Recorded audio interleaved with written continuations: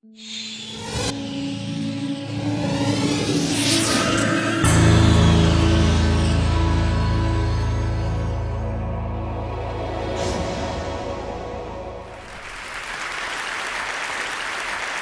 be happy to know that I'll be talking not about my own tragedy, but other people's tragedy. It's a lot easier to be lighthearted about other people's tragedy than your own, and I want to keep in the spirit of the conference. So if you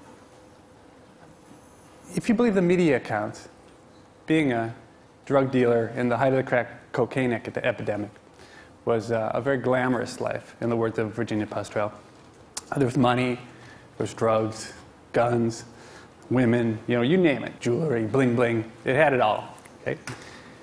What I'm here to tell you today is that, in fact, based on 10 years of research, a unique opportunity to go inside a gang, to see the actual books, the financial records of the gang, that the answer turns out not to be that being in the gang was a glamorous life, but I think more realistically, that being in a gang, selling drugs for a gang, is perhaps the worst job in all of America. And that's what I'd like to convince you of today. Okay, so there are three things I want to do. First, I want to explain how and why crack cocaine had such a profound influence on inner city gangs. Secondly, I want to tell you how somebody like me came to be able to see the inner workings of a gang. It's an interesting story, I think. And then third, I want to tell you in a very superficial way about some of the things we found when we actually got to look at the financial records, the books of the gang. Okay, so before I do that, just one warning, which is that this presentation has been rated R by the Motion Picture Association of America. It contains adult themes, adult language. Given who's up on the stage, you'll be delighted to know that, in fact, there'll be no nudity, barring a unexpected wardrobe malfunctions aside.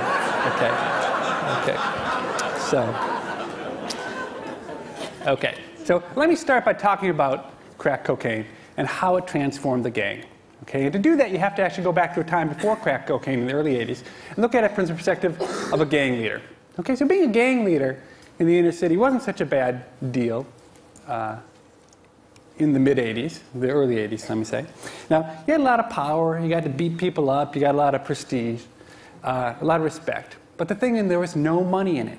Okay? The gang had no way to make money. You couldn't charge dues to the people in the gang because the people in the gang didn't have any money. You couldn't really make any money selling marijuana. Marijuana's too cheap, it turns out. There's just no market for being. You can't get rich selling marijuana. You couldn't sell cocaine. Cocaine's a great product, powder cocaine, but you got to know rich white people. And most of the inner city gang members didn't know any rich white people. They couldn't sell to that market. You couldn't really do petty crime either. It turns out petty crime's a terrible way to make a living. So as a result, as a gang leader, you had, power. It's a pretty good life. But the thing was, in the end, you were living at home with your mother. And so it wasn't really a career. There was something that, there were limits to how powerful and important you could be if you had to live at home with your mother. Okay. Then along comes crack cocaine. Okay?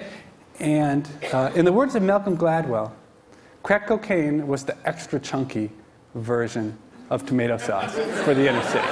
Okay? Because crack cocaine was an unbelievable innovation. I don't have time to talk about it today.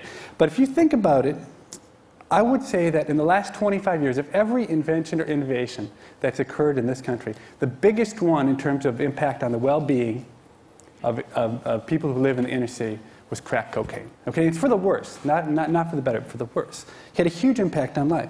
So what was it about crack cocaine? It was a brilliant way of getting the brain high.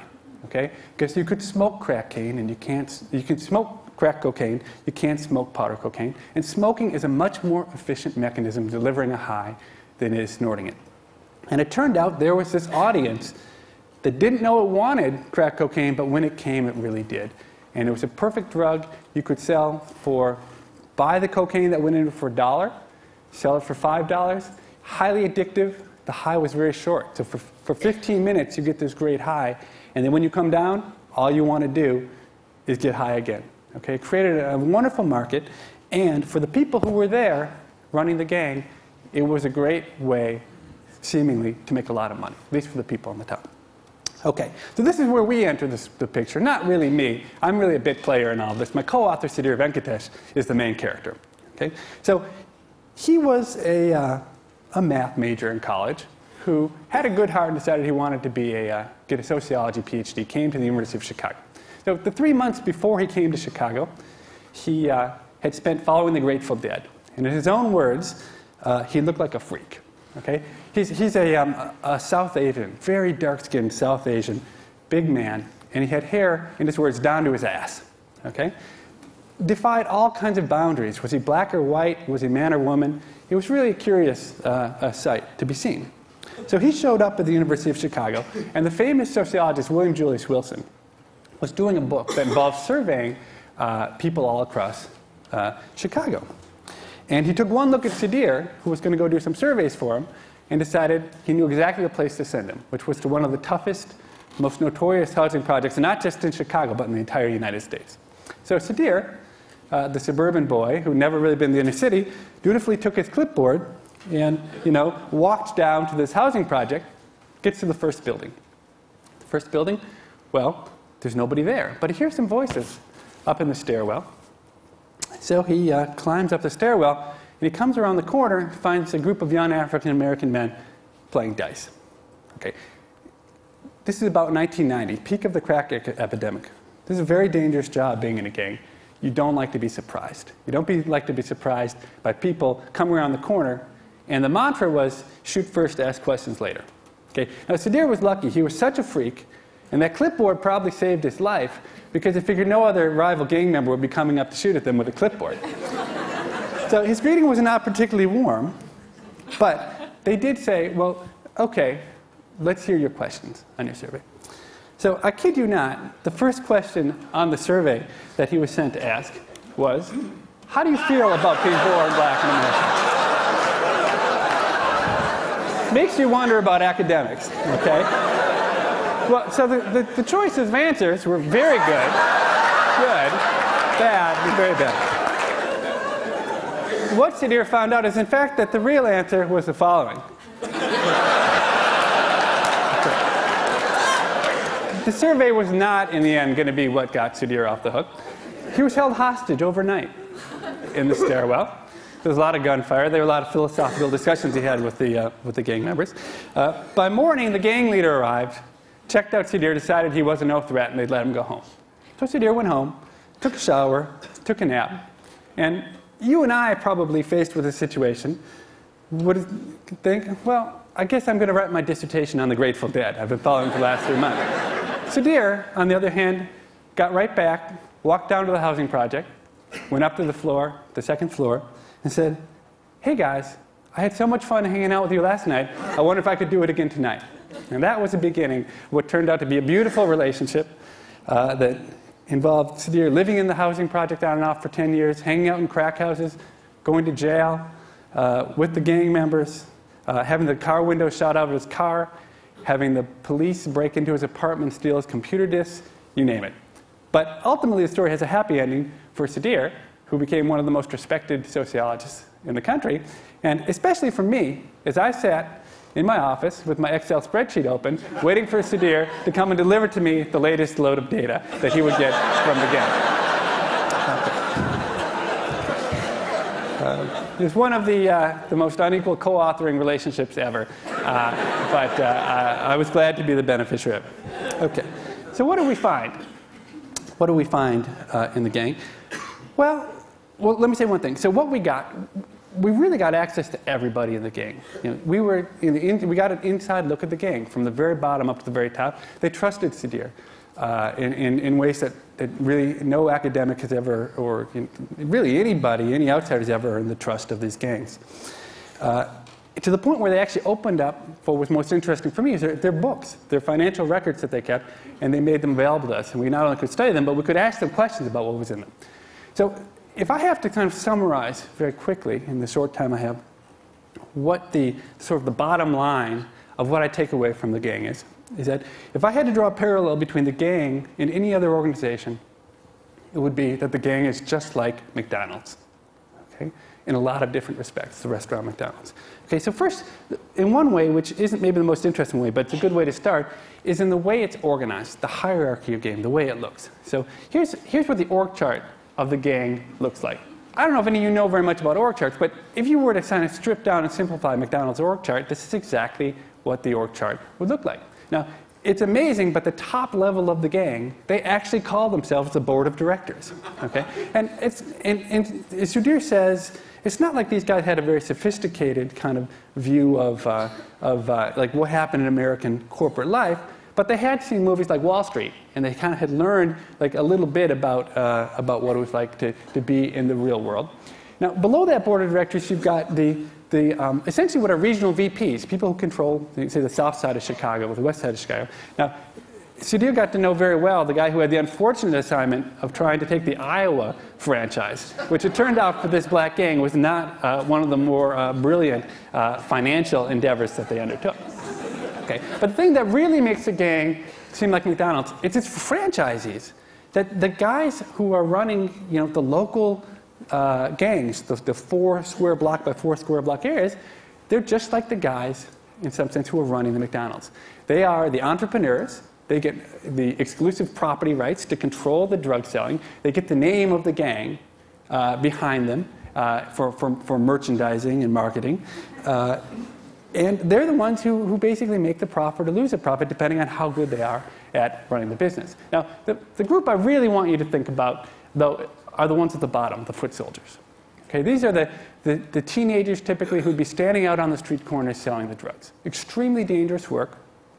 And important to note that almost all of the weight, all of the people in this organization are at the bottom. Okay, just like McDonald's. So in some sense, the foot soldiers are a lot like the people who are taking your order at McDonald's. And it's not just by chance they're like them. In fact, in these neighborhoods, they'd be the same people. So the same kids who were working in the gang were actually, at the very same time, they would typically be working part-time at a place like McDonald's. Okay? Which already, I think, foreshadows the main result that I've talked about what a crappy job it was being in the gang. Because obviously, if being in the gang was such a wonderful, lucrative job, why in the world would these guys moonlight at McDonald's? Okay? So what do the wages look like? So you might be surprised, but based on the actual, being able to talk to them and to see their records, this is what it looks like in terms of the wages. The hourly wage the foot soldiers were earning was $3.50 an hour. It was below the minimum wage. Okay, and this is well documented. It's easy to see by the patterns of consumption they have. It really is not fiction, it's fact. There was very little money in the gang, especially at the bottom. Now, if you manage to rise up, say, and be that local leader, the guy who's equivalent of the McDonald's franchisee, you'd be making $100,000 a year. And that, in some ways, was the best job you could hope to get if you were growing up in one of these neighborhoods as a young black male. If you managed to rise to the very top, $200,000 or $400,000 a year is what you'd hope to make. Truly, you would be a great success story. And one of the sad parts of this is that, indeed, among the many other ramifications of crack cocaine is that the most talented individuals in these communities, this is what they were striving for. They weren't trying to make it in legitimate ways because there were no legitimate channels out. This was the best way out. And it actually was the right choice, probably, to try to make it out this way. You look at this, the relationship with McDonald's breaks down here. The money looks about the same. Why is it such a bad job? Well, the reason it's such a bad job is that there's somebody shooting at you a lot of the time. Okay? So with shooting at you, what are the death rates? Okay? We found in our gang, and admittedly this was not really sort of a standard situation. This was a game of a time of intense violence, of a lot of gang wars, as this gang actually became quite successful, but there were costs. And so the death rate, not to mention the rate of being arrested, sent to prison, being wounded, the death rate in our sample was 7% per person per year. You're in the gang for 4 years, you expect to die with about a 25% likelihood. Okay? That is about as high as you can get. So just for comparison's purposes, let's think about some other walk of life where you may expect might be extremely risky. Like let's say that you were a murderer, and you were convicted of murder, and you're sent to death row. Turns out the death rates on death row from all causes, including execution, 2% a year. Okay? So it's a lot safer being on death row than it is selling drugs out on the street. Okay? That makes you pause, gives you some pause, those of you who believe that the death penalty is going to have an enormous deterrent effect on crime. Now, to give you a sense of just how bad the inner city was during crack, and I'm not really talking about, I'm not really focusing on the negatives, but really there's another story to tell you there. If you look at the death rates just of random young black males growing up in the inner city in the United States, the death rates during crack were about 1%. That's extremely high. This is violent death. It's unbelievable in some sense. To put it into perspective, if you compare this to the soldiers in Iraq, for instance, right now, fighting the war, 0.5%. So in some very literal way, the young black men who were growing up in this country were living in a war zone, very much in the sense of the way that the soldiers over in Iraq are fighting in a war. Okay, so why in the world, you might ask, would anybody be willing to stand out on the street corner selling drugs for $3.50 an hour with a 25% chance of dying over the next 4 years? Why would they do that? Okay? And I think there are a couple answers. I think the first one is that they got fooled by history. It used to be the gang was a rite of passage, that the young people controlled the gang, that as you got older, you dropped out of the gang. Okay? So what happened was the people who happened to be in the right place at the right time, the people who happened to be leading the gang in the mid to late 80s, became very, very wealthy. And so the logical thing to think was that, well, the next generation, so they're going to age out of the gang like everybody always has, and the next generation is going to take over and get the wealth. Okay? So there are striking similarities, I think, to the internet boom. Right? The first set of people in Silicon Valley got very, very rich. And then all my friends said, maybe I should go do that too. And they were willing to work very cheap for stock options that never came. Okay? In some sense, that's what happened exactly to the set of people we were looking at. Is that they were willing to start at the bottom, just like, say, a lawyer at a law firm, a first-year lawyer is willing to start at the bottom, work 80-hour weeks for not that much money because they think they're going to make partner. But what happened was the rules changed and they never got to make partner. Indeed, the same people who were running all of the major gangs in the late 1980s are still running the major gangs in Chicago today. They never passed on any of the wealth. So everybody got stuck at that $3.50 an hour job, and it turned out to be a disaster. The other thing the gang was very, very good at was marketing and trickery. And so, for instance, one thing the gang would do is, the gang leaders would have big entourages, and they'd drive fancy cars and have fancy jewelry. So what Sadir eventually realized as he hung out with them more is that really they didn't own those cars, they just leased them because they couldn't afford to own the fancy cars. And they didn't really have gold jewelry, they had gold-plated jewelry. It goes back to the real versus the fake real. And really, they did all sorts of things to trick the young people into thinking what a great deal the gang was going to be. So, for instance, they would give a 14-year-old kid, they'd give him a whole roll of bills to hold. That 14-year-old kid would say, oh, well, he would say to his friends, hey, look at all the money I got in the gang. It wasn't his money until he spent it, and then essentially he was in debt to the gang and was sort of an indentured servant for a while. Okay, so I have a couple minutes. Let me do one last thing I hadn't thought I'd have time to do, which is to talk about what we learn more generally about economics from the study of the gang. Okay? So economists tend to talk in technical words. Often our theories fail quite miserably when we go to the data. But actually what's kind of interesting is that in this setting, it turned out that some of the economic theories that worked not so well in the real economy work very well in the drug economy, in some sense because it's unfettered capitalism. Here's an economic principle. This is one of the basic ideas in labor economics called the compensating differential. It's the idea that basically the increment of wages that a worker requires to leave him indifferent between performing two tasks, one which is more unpleasant than the other, that's what you call a compensating differential. It's why we think garbage men might be paid more than people who work in parks. Okay? So in the words of the gang, one of the members of the gang, I think, makes this clear. So it turns out, I'm sort of getting ahead of myself, it turns out in the gang, when there's a war going on, that they actually pay the foot soldiers twice as much money. Okay, it's exactly this concept, because they're not willing to be at risk. So here's, in the words of the gang member, captures it quite nicely. He says, would you stand around here when all this shit, that means shooting, if all this shit's going on? No, right. So if I'm going to be asked to put my life on the line, then front me the cash, man. So essentially, I think the gang member says it much more articulately than does the economist about what's going on. Here's another one. So economists talk about game theory, that every two-person game has a Nash equilibrium. Here's the translation you get from the gang member. They're talking about the decision of why they don't go shoot. One thing that turns out to be a great business tactic in the gang, if you go and just shoot in the air, just shoot guns in the other gang's territory, all the people are afraid to go by the guns there, they're going to come into your neighborhood. But here's what he says about why they don't do that. He says, if we start shooting around there in the other gang's territory, nobody, and I mean you dig it, nobody going to step on their turf. But we got to be careful, because they can shoot around here too, and then we all fucked. Okay? So that's exactly the same concept of context. But then again, sometimes economists get it wrong. So one thing we observed in the data is that it looked like, in terms of the gang leader always got paid. Okay? He always, no matter how bad it was economically, he always got himself paid. So we had some theories relating to cash flow and lack of access to capital markets and things like that. But then we asked the gang member, well, why is it you always get paid and your workers don't always get paid? His response is, you got all these niggers below you who want your job, you dig? If you start taking losses, they see you as weak and shit. Okay? And I thought about it.